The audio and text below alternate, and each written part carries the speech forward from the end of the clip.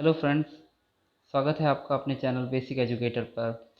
साथियों, सबको आपको पता ही है कि दीक्षा ऐप पर निष्ठा प्रशिक्षण इस बार ऑनलाइन हो रहा है। और जहाँ तक है, सभी साथियों ने मॉड्यूल 1 कंप्लीट कर भी लिया होगा, तो मैं उन सबको अपनी ओर से पहले बधाई देना चाहूँगा। आज हम मॉड्यूल 2 के विषय में चर्चा करेंगे। मॉड्यूल 2 में जो प्रश्नोत्तरी दी गई है उसके विषय में थोड़ा सा आज हम चर्चा करने वाले हैं। पर उससे पहले मैं सभी साथियों से ये बोलना चाहूँगा कि दीक्षा ऐप पर जो ये जो प्रशिक्षण हो रहा है, इसको आप अपना भरपूर समय दें। जो मॉड्यूल जितने समय में होना है उतने ही समय में कंप्लीट करें, क्योंकि दीक्षा ऐप पर जो ये मॉड्यूल आप पढ़ते हैं इसका टाइम दीक्षा ऐप पर नोट होता है, और ये आपका जो आपने लॉगिन किया हुआ है उस पर वो डेटा स्टोर होता चल जाता है। तो कोशिश करें कि आप सभी मॉड्यूल को पढ़ें, और इसके अलावा ये मॉड्यूल्स आगे चलकर आपके प्रोफेशनल चीज़ों में भी काम आएगा। तो चर्चा करते हैं अब प्रश्नोत्तरी पर। मॉड्यूल 2 में शिक्षक छात्रों को वास्तविक चिंता और रुचि का संप्रेषण कर सकते हैं। तो इसके 4 विकल्प दिए गए हैं। उनके कार्यों पर सवाल नहीं उठाकर, उन्हें हमेशा रास्ता देकर, आँखों से संपर्क करके, उन्हें गतिविधियों में वरीयता देकर। तो सबसे बढ़िया अगर तरीका है, आँखों ही आँखों में जो बात करते हैं हम बच्चों से, वो बहुत कुछ कह जाता है। तो इसका जो उत्तर होगा वो आँखों से संपर्क करके होना चाहिए। चलिए आगे बढ़ते हैं। स्कूल कक्षाओं में स्वस्थ वातावरण को बढ़ावा देने के लिए शिक्षकों के गुण और कौशल इस प्रकार है। तो शिक्षकों में कौन कौन से गुण और कौशल होने चाहिए? संवेदनशीलता और देखभाल, सहानुभूति और देखभाल, संवेदनशीलता और आशंका, संवेदनशीलता और नियंत्रण।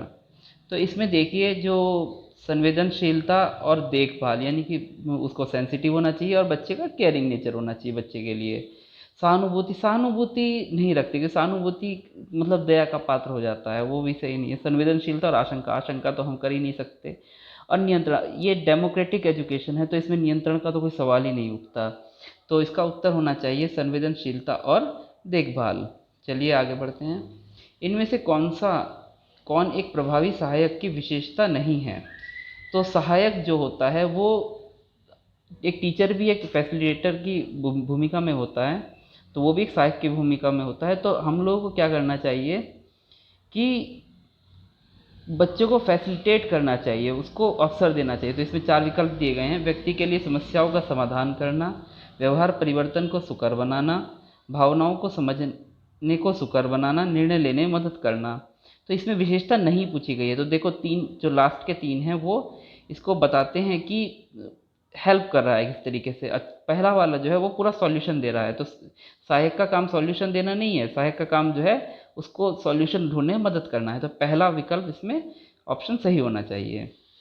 चौकस श्रवण कौशल उपस्थित होने के लिए एक शिक्षक को छात्रों के निम्नलिखित पर ध्यान देने की आवश्यकता होती है। किस किस चीज़ पर ध्यान देने की आवश्यकता होती है? मौखिक अभिव्यक्ति, गैर मौखिक भाव, सभी, व्यवहार और कार्य। तो देखिए, मौखिक अभिव्यक्ति, गैर मौखिक अभिव्यक्ति और बच्चों का व्यवहार और उसके जो कार्य हैं, सभी चीज़ें जो हैं उसके श्रवण कौशल को परिचय देते हैं। तो इसमें सभी विकल्प सही होगा। छात्रों के लिए शिक्षकों को कक्षा के वातावरण में सकारात्मकता को बढ़ावा देने की आवश्यकता है, ताकि छात्र अनुभव कर सकें। तो छात्र क्या अनुभव करेगा, देखते हैं क्या विकल्प है। एकांत और सतर्क, संरक्षित और अनिश्चित, सुरक्षित और स्वीकृत, अलग और देखने योग्य। तो एकांत बच्चा नहीं होना चाहिए, तो पहला विकल्प तो हो ही नहीं सकता। संरक्षित और अनिश्चित, बच्चा अगर अनिश्चित है, अनसर्टेन है, तो ये भी आपका क्लासरूम सही नहीं है। सुरक्षित और स्वीकृत, तो ये बच्चा जो है जब भी क्लासरूम में होता है वो एक्सेप्टेड होना चाहिए, सब बच्चे उसको स्वीकृत करें, टीचर उसको स्वीकृत करे और सुरक्षित महसूस करे वो। तो यहाँ पर तीसरा विकल्प सही होगा। चौथा विकल्प है अलग और देखने योग्य। तो अलग अगर होता है तो वो भी सही नहीं है, तो इसमें तीसरा विकल्प सही होगा। शिक्षक एक शिक्षक संवेदनशीलता के गुण को चित्रित दर्शा सकता है। कैसे दर्शा सकता है? दूसरों की राय लेकर, दूसरों की भावनाओं और विचारों से अवगत होकर, विचारों को व्यक्त और दूसरों को समग्र करना, दूसरों के साथ काम करने की क्षमता होना। तो देखो, संवेदनशीलता राय लेकर भी नहीं दर्शाई जा सकती है, विचारों को व्यक्त और दूसरों को समग्र करके भी नहीं दर्शाए जा सकते, और काम करने की क्षमता होना, ये एक असंवेदनशील व्यक्ति में भी काम करने की तो क्षमता सब में होती है। पर जो विकल्प सही होगा वो होगा दूसरा विकल्प, दूसरों की भावनाओं और विचारों से अवगत होकर। यानी कि दूसरों की भावनाओं को सुनोगे, पहचानोगे, जानोगे, तभी तो संवेदनशीलता दिखा पाओगे उसके प्रति। अगला प्रश्न है, बच्चों के समूह के बीच द्वंद्व के मामले में आप एक शिक्षक के रूप में कौन सी युक्ति का प्रयोग करेंगे? तो बच्चों के बीच में अगर द्वंद्व हो गया, लड़ाई होगी, तो आप क्या करेंगे? बच्चों के बीच संवाद करने में सहज बनाएंगे, अपने अधिकार का उपयोग करें और मुद्दों का फैसला करेंगे। तो सीधी सी बात है, अधिकार का उपयोग करके मुद्दों का फैसला, आप कोई जज तो है नहीं जो वो करेंगे मुद्दों का फैसला। स्कूल प्रधानाचार्य को मामले में सूचित करेंगे। छोटी छोटी बातों के बारे में आप प्रधानाचार्य के पास लेकर जाएंगे तो पूरा स्कूल प्रधानाचार्य के पास पड़ा रहेगा। मामलों को अपने आप हल करने के लिए छोड़ देंगे। अगर आप बच्चों के ऊपर ही छोड़ देते हैं उस चीज़ को, तो आपका टीचर होने का क्या फ़ायदा है? तो इसमें पहला विकल्प सही होगा, बच्चों के बीच संवाद करने में सहज बनाएंगे। आप दोनों पक्षों को बैठाएंगे, बात करेंगे, कम्युनिकेशन होगा, कन्वर्सेशन होगा, तो सॉल्यूशन ज़रूर निकलेगा। तदानुभूति है। तदानुभूति क्या है, देखते हैं क्या है। दूसरों के लिए खेद महसूस करना, किसी और की तरह महसूस करना और सोचना, और अपने और दूसरों से तर्क करना, अपने स्वयं को समझना। तो तदानुभूति होती है अपने आप को किसी और की जगह पर रखकर देखना, यानी कि दूसरा विकल्प इसमें सही होगा, किसी और की तरह महसूस करना और सोचना। निम्नलिखित में से कौन सा संवेदनशील शिक्षक की विशेषताएं हैं? देखते हैं। छात्रों की आवश्यकता और समस्याओं के अनुरूप होना, हर समय स्वयं और दूसरों की निगरानी करने में सक्षम होना, आलोचना और मूल्यांकन से आहत होना, स्वयं की आवश्यकताओं के प्रति सचेत होना। तो सीधी सी बात है, अगर हम लास्ट से देखें तो अगर हम अपनी आवश्यकताओं के प्रति सचेत रहेंगे तो हम बच्चे के लिए कब सोचेंगे? तो ये तो होगा नहीं। आलोचना और मूल्यांकन से आहत होना, अगर आप एक टीचर होते हुए किसी की आलोचना से आहत होते हैं तो आप में टीचर बनने के कुछ गुणों में कमी है। हर समय स्वयं और दूसरों की निगरानी करने में सक्षम होना, आपका काम निगरानी करना तो है ही नहीं टीचर, आप बस सहायक हैं। तो सीधी सी बात है, पहला विकल्प इसमें सही होगा।